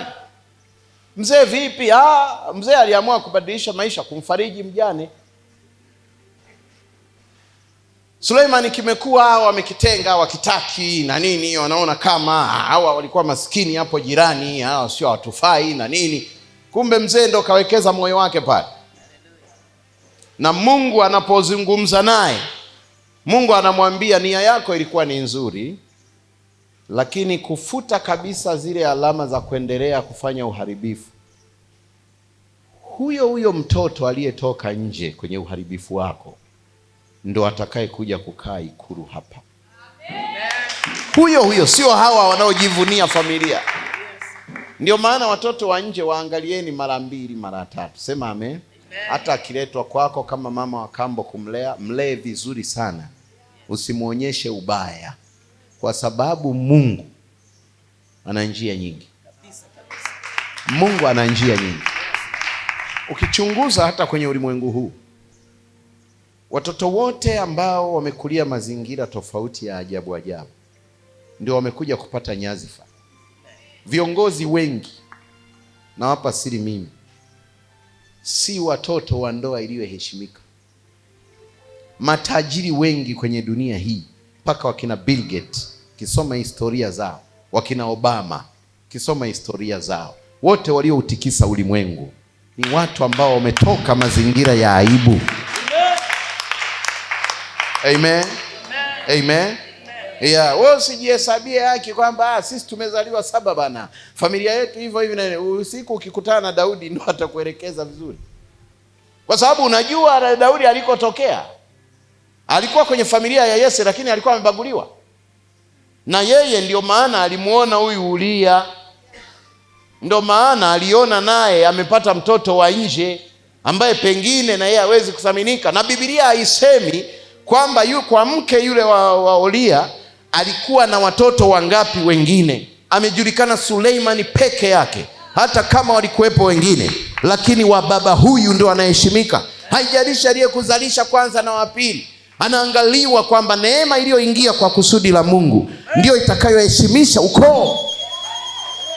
Wewe unaweza ukajivunia kundi kubwa, lakini mtu mwingine akapata mmoja tu akafuta aibu ya nchi. Sema amen. Labda ninakuudhi kwa sababu wewe una ndoa ya namna hiyo, lakini wewe ibebe hii, itakusaidia. Bwana asifiwe sana. Punga mkono kama mnanielewa. Bwana asifiwe. Haleluya. Yaani nina vitu vingi, lakini muda wangu naona kama bado, kumbe dakika kama 20 kitu. Bwana asifiwe sana. Jina la Bwana. Nataka nimalize tu mapema ili nisimchoshe bishop hapa, ana mipango mingi ya kufanya. Na mzee Veda. Bwana asifiwe. Sasa nisikilize. Pointi yetu bado tuko kwenye alama. Hizi zingine ni story kukutengeneza ufahamu, usahau shida zako. Amen. Yani nataka nikusaidie, amecheka brother wangu pale. Kuna vitu lazima tuelekezane ili ukae kwenye roho ya furaha. Ili yale magumu hata ukitoka hapo ukirudi hivi ukute angalau nayo yanaanza kulegea. Si ndio? Ukija na Jumapili, Ijumaa mkesha ndio kabisa utatoka hapa umeshikilia mbavu zako, na ukirudi kule utaanza kuona maisha mazuri tu. Ukija na Jumapili kupakwa mafuta ya kuwekewa alama sasa ya mafanikio, ndio kabisa waliokudhulumu wanaanza kupiga simu wenyewe. Anayekulipa mshahara mdogo saa hii tunaenda kumsurutisha kwenye ulimwengu wa roho, aanze kutoa pesa yenye thamani yako. Bwana asifiwe. Daudi akamchukua yule kijana kwa maelekezo ya Mungu, akapewa ufalme, mtoto wa nje. Alipopewa ufalme, haraka sana mama akastuka, maana hakuwa na taarifa. Akamuita mwanae, akamwambia, bado namshangaa Mungu, mwanangu, jitahidi unapoenda kwenye ile nafasi, kwa maisha tuliyotokea, usifanye makosa. Usifanye makosa. Kwanza, wanawake makahaba wenye kope ndefu na macho yao wasikuvuruge. Hizi kope mnazoziona zinabandikwa sasa hivi, hizi ni za siku nyingi na zina maana yake zile. Alianza sikiko methali pale, fatilieni pale, fatilieni. Akaeleza wasikuchanganye. Mama, mimi niwaambie wa baba wenzangu, mama ana nafasi kubwa sana ya kumwandaa mtoto kwenye maisha mazuri kuliko baba. Baba ni wa kumhudumia mtoto, lakini kutengeneza akili. Ndio maana utakuta andiko liko wazi linasema hivi, mtoto mpumbavu ni mzigo wa mama yake kwa sababu kashindwa kumtengeneza. Lakini mama akiwa amekaa vizuri, anajenga msingi mzuri. Ndio akamweleza mama ya mwanae, akamwambia hata vilevi havimfai mfalme, maana nimemuona baba yako alivyokuwa anafanya. Lakini wewe usisubutu. Mali zilizoko pale weka, simame kwa maamuzi ya haki kwenye jamii. Mama anachosema kwa mwanae hakisauliki. Wote wanapewa baraka na mama. Sikiliza, Suleimani anaenda kukaa kwenye nafasi. Mungu anamuuliza Suleimani kwenye ndoto, wewe nafasi hii uliyoikalia ni ya baba yako, lakini nataka nitumike na wewe. Ungependa nikufanyie nini? Kulingana na ushauri wa mama alivyosikia na hiki na kile, Suleimani akapiga hesabu. Pesa, majumba ya kifahari hapa yapo, nimeisha yakuta. Magari yapo, ulinzi upo, kila kitu kipo. Sasa nitaonekana mjinga sana kuomba pesa. Akamwambia, mimi nipe hekima ya kuongoza hawa raia na maarifa, namna ya kuongeza ubunifu wa kufanya yaliyopitiliza. Mungu akamwambia Suleiman, umeomba neno la ajabu. Yaani wewe utafaa sana kwenye uongozi. Sasa mimi sio tu hivyo, na pesa nitakupa za kupitiliza. Unaona leo duniani, chukua matajiri wote duniani, hawafikii hata robo ya utajiri wa Suleiman. Unamuona dada yule Malkia wa Sheba, alikuwa na pesa nyingi, Muethiopia yule. Alitoka hapa jirani na Kenya, Ethiopia. Alikuwa dada na mali. Ushuru wa nchi yake ulikuwa unaleta dhahabu, zinawekwa kwake, zinakabidhiwa kwake.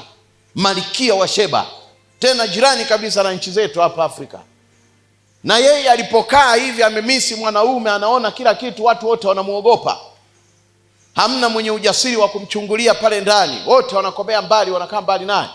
Yeye akasema, sasa mimi sioni mwanaume mwenye akili hapa. Katika research akiangalia na utaratibu, akasikia kuna janki mmoja akapewa nafasi pale, anaitwa Suleiman. Alafu yeye ana maarifa mengi, ana hekima, na amemchanganya Mungu kwa kuomba hekima na maarifa. Yule dada akasema, sasa mimi nakusanya mali zangu zote. Wakamwambia, hapana, yule ana wanawake wengi na yeye kama 900. Akasema, potelea mbali, mimi nitakuwa wabuku. Mimi ninachofuata ni akili, sio hela. Hela nazo. Ndio maana kuna wanawake inabidi watafute mtu mwenye akili, sio mwenye vitu. Vitu vinaisha, na vitu hata mtu azikwi navyo.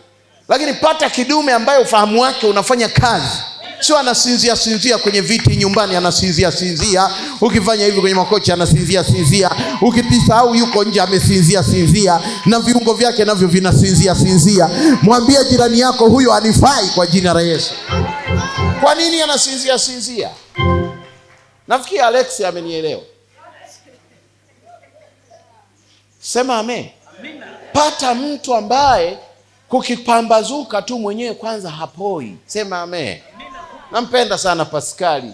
Akiamkaga saa 11 yuko garden amekatia nyasi, amekatiza na nini, lakini kitu kimoja Paskali hawezi kusahau. Muda wa kufuata kitumbua sokoni. Muda wa chai anamgongea, "Epi. Epi. Nataka kwenda hapo juu." Yaani kwenda juu ni sehemu ya kufuatilia mandazi na vitumbua. Sema amina. Ukicheki muda saa 2:30. Sema amen. Mpe Bwana makofi. Mimi napenda sana mtu ambaye anawajibika. Sema amina. Nataka nikwambie hata watoto wetu tuwafundisheni, hasa hawa wa kiume, ukakamavu. Mtoto mkakamavu wakati mwingine hata akitoka nje kabeba kitu mwache. Akitoka kapekua jambo kaliweka pembeni mwache. Kuna homework yake. Lakini kila saa mtu, "We usishike hicho." Wa kike ndio mwambie hivyo. Maana wa kike akishikashika vingi anaweza kuwa mwizi. Wa kiume akibeba meza kaiburuzia hapa, hebu mchunie kidogo. Anapima msuli. Amechukua kiti anakisawazisha hivi, muache kama haina athari. Kwa sababu akili ya kiume huwa inatafuta connection ya mambo atakayokuja kupigana nayo. Ndio maana Mungu nimemuomba vijana wote ambao wako kwenye mfumo wa maisha fulani awape kwanza ulinzi na ukakamavu, alafu wafungue fikra, alafu wafanye mambo yanayosomeka. Kwa sababu pale tunapoona dunia imelala, sisi tuinueni kizazi chetu cha vijana. Yaani yanayowashinda wale ndio wayafanye wa kwetu. Sema haleluya. Yatakayowashinda wale kule ndio wakafanye wa kwetu. Wa kwetu hawatakuwa mashoga. Hakuna kitu kama hicho. Mabinti zetu hawatakuwa wasagaji. Yanayowashinda wale kule ndio yatatolewa majibu na wa kwetu sisi. Inua mikono, sema ninapokea katika jina la Yesu. Barikiwe sana mama. Yaani ni namna tu tunavyokitengeneza kizazi. Sijui mnanielewa. Na hii ndio alama. Unajua shetani amemwekea alama Zera, kamfanya hana maisha. Si umemsikia?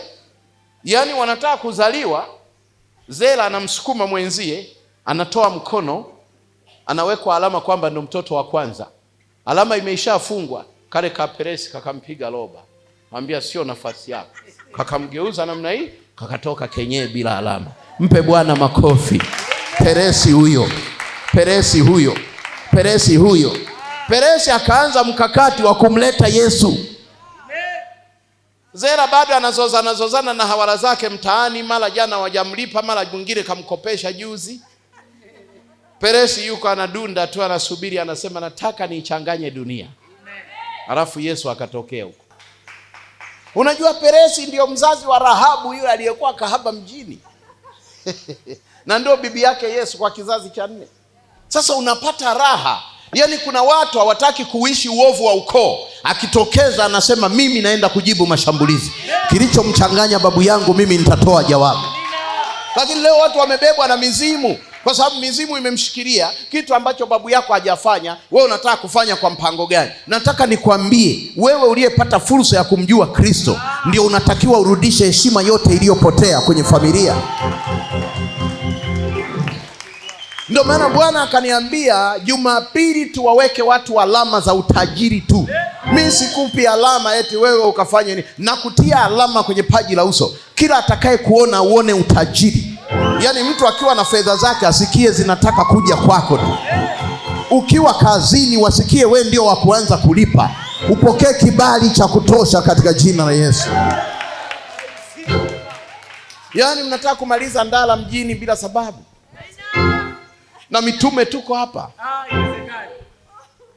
Unamaliza viatu mtauni. Unahesabu namba za magari ya watu tu. Hiyo imepita ni E. Hiyo imepita ni namba D. Yaani wewe umezaliwa uje uhesabu namba za wengine za magari. Alafu umeshakalili mpaka usajili wa TRA. Hiyo yani inaelekea mwishoni, hizo D zinaisha kesho kutwa hizi. Bwana asifiwe. Sema hapana. Hapana. Hapana. Sema hapana. Kwangu mimi hapana. Nitayamiliki. Kwa Kwa sababu Biblia inasema Bwana asipoulinda mji, waulindao wote hata kama wanabundiki wafanya kazi nini? Bure. Sasa sisi tuna namna ya kulinda vya kwetu na kuvimiliki. Sema haleluya. Hey, mimi naomba sasa hivi mwenyekiti wa Deliverance, kiongozi wetu wa Deliverance, sasa hivi akiletwa kijana na kesi pale ya afya, piga Deliverance ya upako. Yaani ainuke, apone, awe salama, muongezeeni na mafuta akafanikiwe. Ninamsukuma mwenzangu huyo hapa, asikia tu redio, akatoka Tanga na ameshahudumiwa sana kutoka Msisi Tanga kule. Sema amina. Na mimi nataka nimpe upako sasa akamiliki kule kwa Wasambaa vitu wasijua wazigua, sijua akamiliki vitu vya maana. Yaani Msukuma huwezi kwenda Usambaani watu wavivu kwenye mambo yao alafu ukawa fala.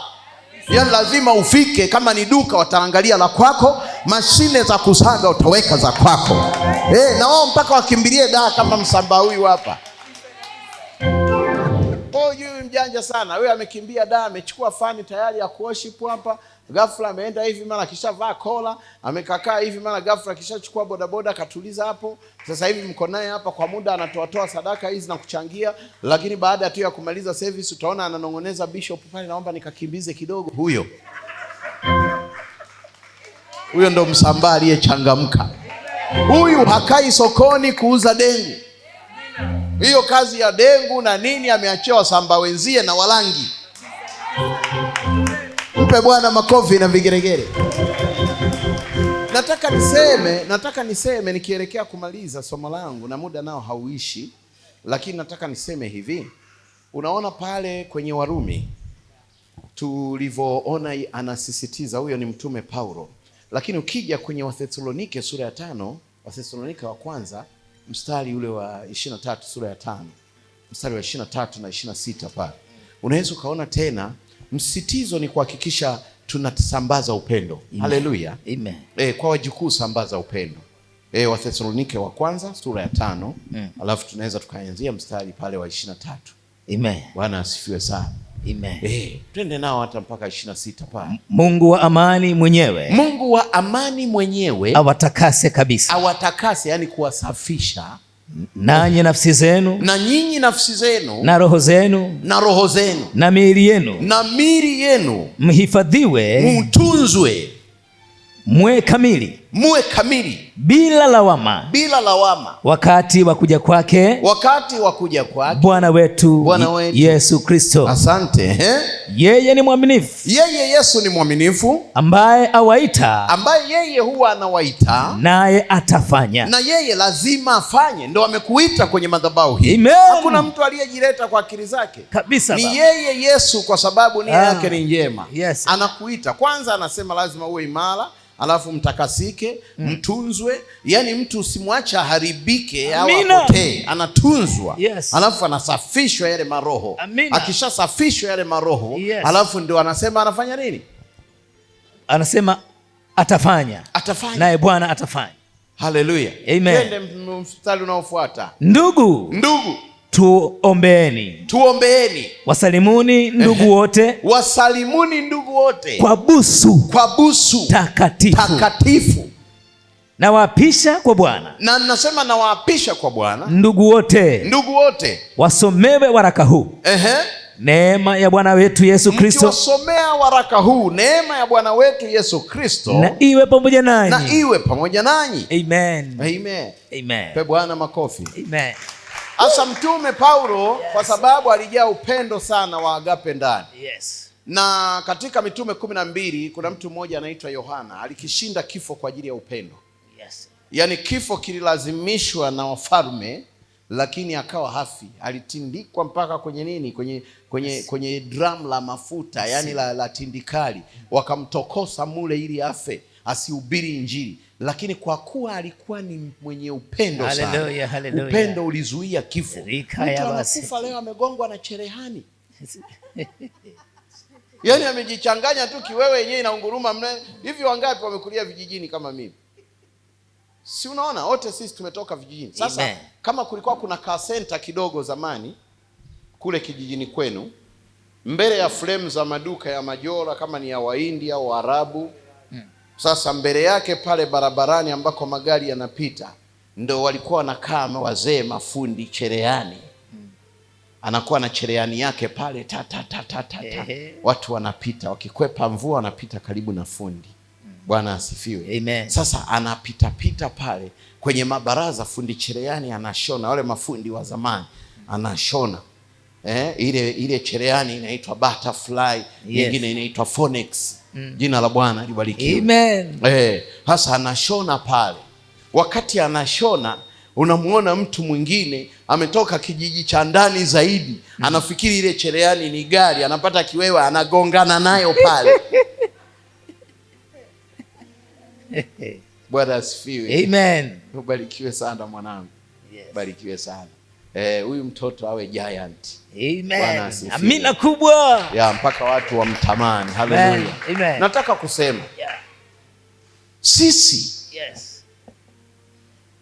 hatutagongwa na cherehani wala magari. Amina kubwa sana. Sisi tutagongana na fedha zinazotoka mataifa mengine. Nazije in Jesus name. Tutagongana na fedha zinazotoka mataifa mengine. Tunazipokea.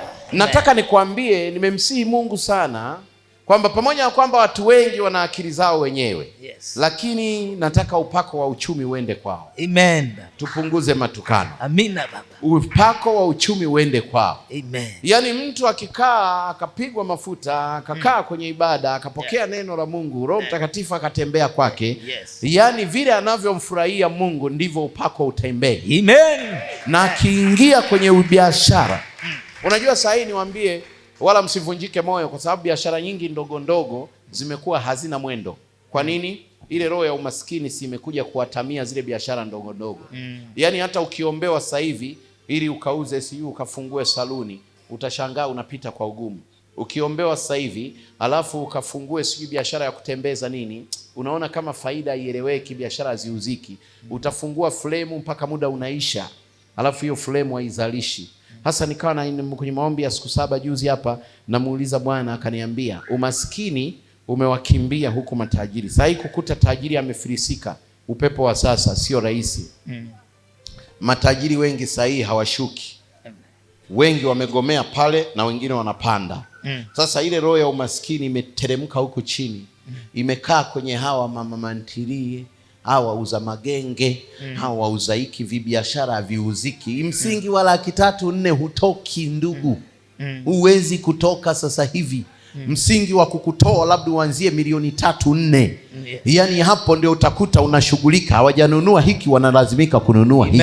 Hawajanunua hiki wananunua kile. Hawajanunua kile wananunua hiki. Yaani sasa hivi Bwana alivyokuwa ananionyesha, akanionyesha kisiwa kimoja pale Mwanza kinaitwa kisiwa kwa Juma.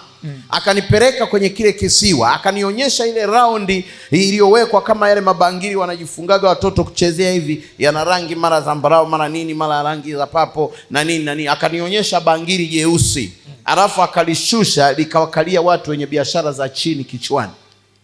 Nikawa naona ile.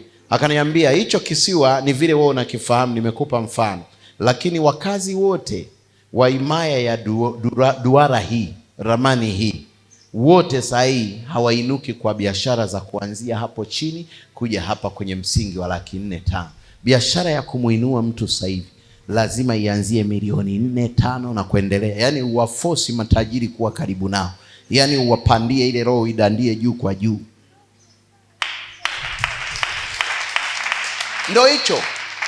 Ndo hicho.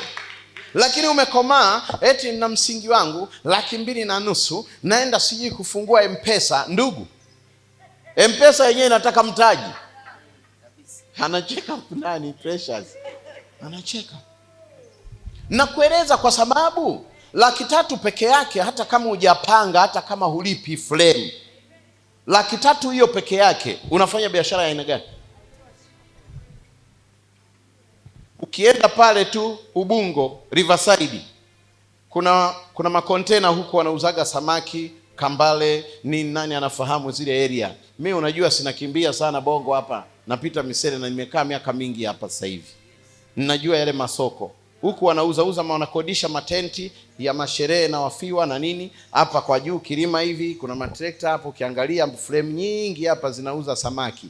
Wengine wametoka wapi, wengine wa maji gani, wengine wa maji gani. Samaki wako hapo, wauza samaki wote wanarundikana pale na mwaloni kule. Sasa ukifika pale, nenda na 200,000 kanunue samaki. Preparation tu ya kuanza kuandaa samaki, labda kijana kama Adamu au anunue samaki, akashirikiane sijui na mke wake sijui awala yake wakaange, alafu wachukue beseni wagawane beseni 3 samaki wa 200,000 waanze kuuza kichwani. Wakifika kwa huyu akitoa samaki huyu bei gani? 4,000. 4,000. Akienda kwa huyu samaki huyu, basi dada 3,500. Hamna tu. Hamna. Bora niende pale kwenye bucha fulani nikapime wa kilo. Sio, unanielewa? Yaani biashara zinajikataa, zinajigrade kwa kukataa. Yaani mtu mpaka anaona samaki mmoja bora 3,000, bora aende na 15,000 kwenye bucha iliyopambwa vizuri, ina feni ndani, ina tiles mwanzo mpaka chini, alafu freezer lifunuliwe hivi, alafu ndo atolewe mule samaki, alafu ndio watengenezwe. Yaani kila mtu sahi anawaza kula vizuri vizuri, lakini anawaza kuingia sehemu zenye vitu vya kufanana, hata kama na maisha magumu. Ndo dunia ilikofika. Sasa wewe unacheza hapa, unataka ukomae. Mimi nimekwambia wakati wa Kaini miaka 900, wakati wa sasa hivi wa kwako miaka 92. Kwa sababu ya nini? Grade. Kila kitu unachokiona. Si umesikia sasa hivi wanakuambia vijana wetu kumaliza sasa hivi elimu ya kwanza ya msingi darasa la 6 watakuja mpaka la 3. Mimi nakueleza, mimi ni nabii. Mungu akusaidie kuishi, utanikumbuka. Yaani kila kitu kinashuka kwenye mfumo. Wakati dunia inapanuka kuongezeka, vitu vinashuka. Zamani chakula cha aina yoyote kilikuwa kinajenga mwili. Siku hizi vyakula vinabomoa mwili. Paka urudi uhache mapleti makubwa ya wali, mamfinyanzi ya kurundika kama sisi Usukumani, unapiga tonge unalikata mara 3, mpaka ushuke uanze kupangiwa diet ya konzi moja eti ndio uendelee kuishi. Yaani kila kitu kinatoka juu kinarudi wapi? Chini. Miaka waliokulia kina Bisandra sio miaka hii. Sio miaka hii. Wakati mzee Veda analingana umri wake na Gideon, na mama Veda analingana labda na nani na princess, umri ule sasa hivi wakikuletea sura halisi ya maisha ya wakati ule, ya sasa yanadanganya kama ni mazuri sana, lakini kumbe ndio magumu sana. Sijui mnanielewa? Sasa naomba tu tumwamini Mungu kwenye hiki kiwango cha kutabasamu na kufurahi na kupiga makofi mengi, alafu vile vile na kujiongezea miaka. Haleluya. Haleluya. Haleluya. Na kitu cha mwisho nitakacho kuondolea katika siku ya Ijumaa, kukwazwa na mtu mmoja au wawili kukutoa kwenye wingu. Uvuke hiyo level, Mungu akuheshimishe. Yaani kama mtu kamoja akakuharibie siku yenyewe ina masaa 12 mpaka ukalale, alafu mtu mmoja tu akuharibie siku. Si bora waongezeke wewe 12 ndio wakuharibie siku? Yaani kila mtu aharibu lisaa, lakini mtu mmoja akuharibie siku. Alafu anayekuharibia siku unakuta pengine yeye anakuharibia ili wewe uzorote, alafu yeye aendelee na mambo yake, aendelee kujipa raha. Hatuharibiani siku hapa, kila mmoja tutagongana mbele. Ama zako ama zangu, sema haleluya. Ama zako ama zangu, sema haleluya. Hatuharibiani nini siku. Unze roho ya mafanikio, alafu usibebe vitu. Kwa sababu huyu anayekubebesha kitu, hata kama ni mume au mke kakuudhi sahi, unabaki umeumia. Kwa nini amenidharau? Kwa nini amenifanya? Relax. Kila kitu Mungu ana mpango. Amen. Yaani usijitoe kwenye maisha halisi ya Mungu.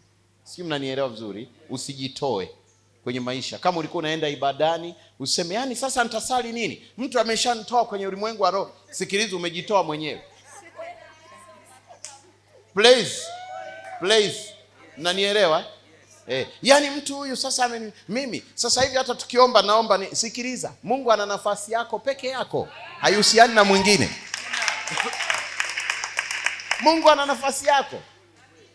Mmeandaa wewe na mwenzio, mkeo kachukua mkoba, mnataka kwenda kanisani, na wewe umeshatengeneza shati yako, ghafla anasemaje, alafu nimepigiwa simu na mama, siendi kanisani.